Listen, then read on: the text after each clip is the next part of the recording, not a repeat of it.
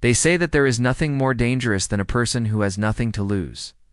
This man fits this definition perfectly. And when he got his hands on a safe with a $6 million fortune inside of it, he did not hesitate for a second to do what he had to do in order to get inside of it. And unfortunately, after 2 years of fighting this terrible disease, he lost. But no one was expecting the tragedy that was about to strike them. Even though the police arrived as soon as possible at the scene of the crime, they were not able to find any evidence. The family tried to move on from this terrible event, but every time they went to their vacation home, they were reminded of it. Terry hesitated at first, but then gave her the document which stated that Paul's body would be turned over to the family only after the friend was given the money. After reading the will, Connie took it to court, where a judge agreed with her as the situation was getting worse. So were the financial problems. With the lawyer fees piling up, Connie had to take out a loan. She knew she would have to pay around $800,000 if she wanted to get her late brother-in-law's body. Connie told him about the whole situation and what she needed him to do. She knew that he would arrive late at night, and she had to be there before him.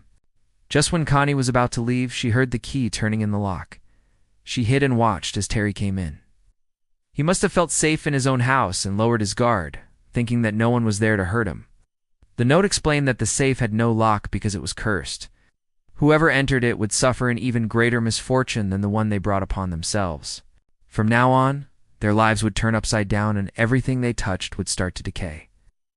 When Connie entered the house, she went straight to the office where she saw the safe. As he was saying this, he took her to the other side of the room where there was a drawer with keys. Connie was furious, but she knew she couldn't do anything about it. The curse was real. Terry was suffering more than he ever imagined. We wish you good luck in your life and hope you don't meet anyone like Connie and Terry. Connie found the one that opened the safe and finally got inside. To top it all off, he had to pay $4 million to Connie. If she had found the safe earlier, she could have used the money to pay the lawyers, but the curse made sure she didn't. Terry might have gotten away with it if he wasn't such a greedy person. It was big and heavy, but she knew that once Terry left, she would need to move it. Although it wasn't the nicest thing to do, Miles agreed to help her. All Connie had to do was show him where the safe was and wait for him to bring the money to her. The only problem was that it didn't open. She tried a couple of times, but it seemed like the safe had no lock. As she looked closer, she noticed a piece of paper stuck in the corner. She would find a way to break into the safe and get her hands on the money. She started banging on the safe, hoping to find a hidden lock. She heard footsteps coming towards her.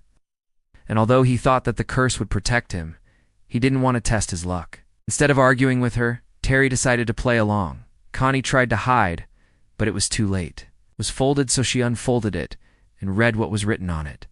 But she really wanted to bury him next to her husband, and ordered that the will be revised, making Terry give them the money first and then take the body. Unfortunately, the greedy man did not agree to these terms and fought back against Connie. So she told him about her plan and how she was trying to break into the safe. Terry laughed at first, but then realized that Connie was serious. What kind of sick person does something like that? So they decided to sell the house and move on. Even though she had $10 million, Terry wouldn't let her use it. He even hired 2 security guards to guard the money at all times. Connie was desperate and came up with a plan. She was sure that her late husband would never have taken such an action, but she didn't know what else to do. 3 years later, during one of the family's trips to their vacation home in Santa Rosa Beach, Florida, their lives changed forever. A few months after the robbery, Paul's brother passed away, leaving behind him a sizable fortune.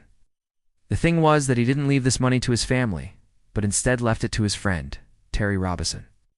If he found out that she did it, he would probably go to jail. And while he was gone, she could return the money back to the bank and take a loan out on it.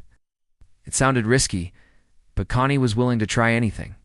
Terry was also the executor of the will, and apparently he was doing some shady things. While they were away, someone broke into their house and stole everything that glittered.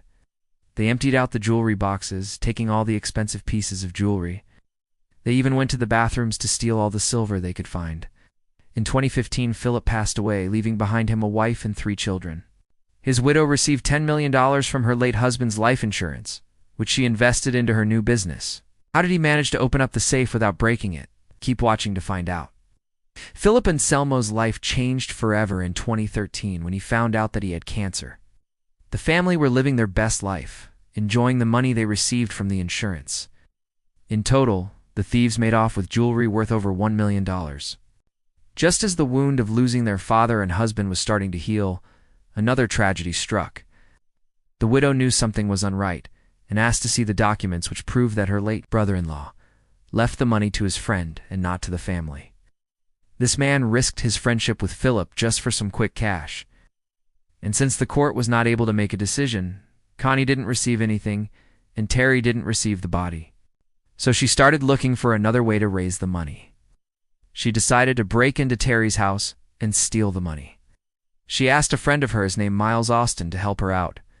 After the plan was made, Connie got dressed and went to Terry's house.